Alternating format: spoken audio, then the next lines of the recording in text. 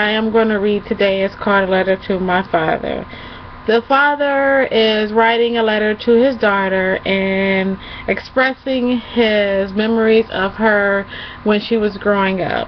The letter highlights some of the happy and the sad times that the family experienced over the years, and I'm sure that everyone has experienced some happy and sad times throughout their childhood and memories that they can relate to with this story.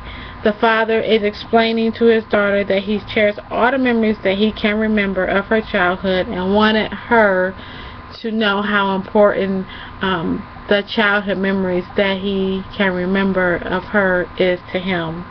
The story title is Kinsey and Me Stories, and the title of the story is A Letter from My Father, and the author is Sue Grafton. A few days before your 29th birthday, he writes you a letter.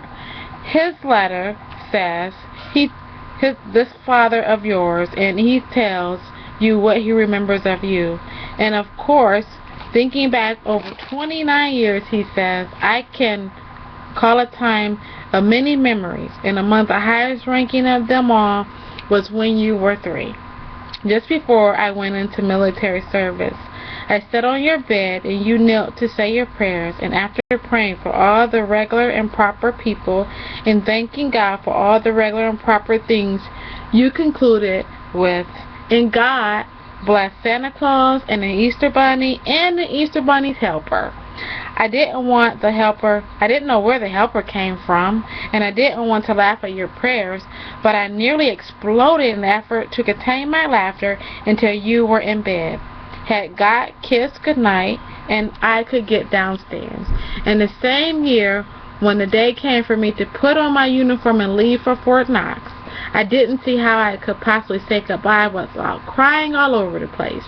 So I had to think up something. You won't remember, but I suggested to you and Dale was that instead of saying goodbye, I would come to attention, and so would you and Dale. And then we would salute each other as I had taught you to do.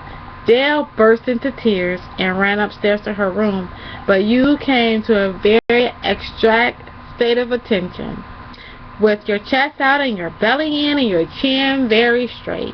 And we saluted, and then I went out to the taxi, scarcely able to see what I was doing.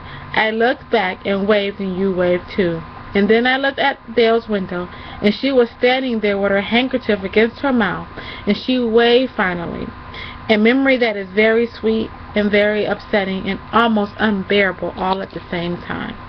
Then when I came back from military service, I remember the warm evening sitting on the front steps when you and Dale would beg me to tell a story. And those evenings I made a silly Mother Goose and a story about the little white dog and the blind horse that the French family had to leave behind when they fled in front of the German armies in 1940.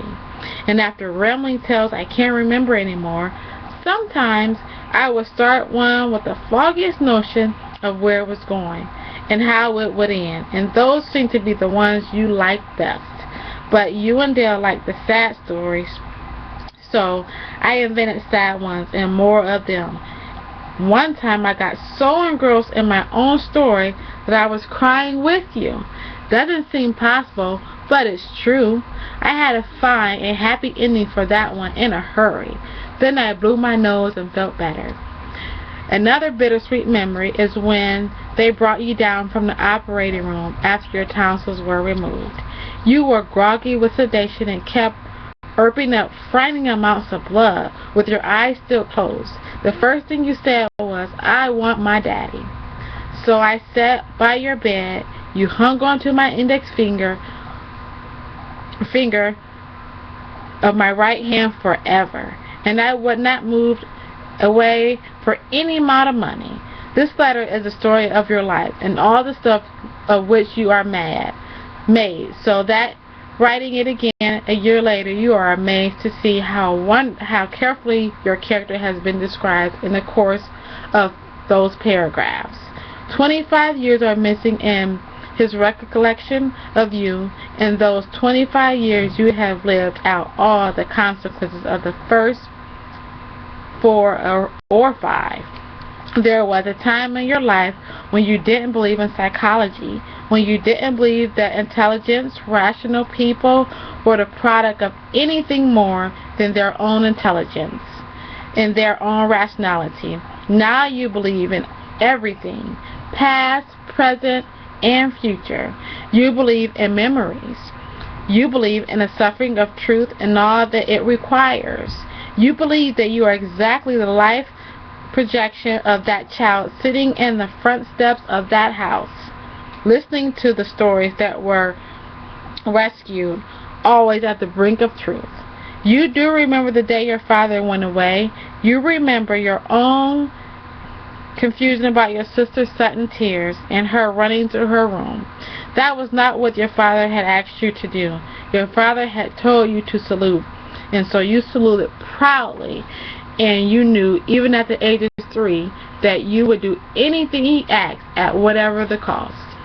Now that you are nearly 30, you are writing letters to him, and what you say to him is this: we did, yes, fail in our lives.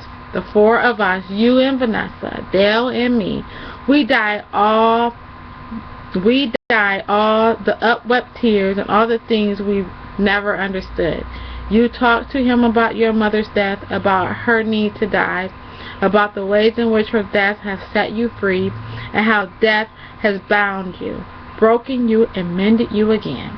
You tell him, as a mother would, that you have loved him, whatever his failings, that you forgive him, that you have failures too, which require forgiveness of him. You tell him that you have loved your life, that you are at peace with the person you have become, and that you may have the peace too in your behalf. None of us die of grief, we say, but only of not grieving quite enough. And what you want from him is that he may weep too for himself and for the ruin of all those years. You want to say to him, oh my Father, don't you see that we are healed, all of us, by being exactly what we are, by loving, by remembering, by opening up the wounded pieces in our lives and letting go. You want to tell him you treasure all the records of the past. You know now that you are leaving a museum full of rooms, cracked corners that repeat themselves at every turn. And you want to tell him that by loving you, he can love himself too. That he can choose again rightly for every cloudy choice he's made. That he can learn to have his life instead of giving it away. And you wonder if he'll hear you years and years away across the wild, far country of your life, across the sands of resurrection of your soul. You wonder if he'll understand that groggy in your life and full of pain, you call to him before you even open your eyes. That his presence there when you were 4 has reached across the world to you and teaches you where you are.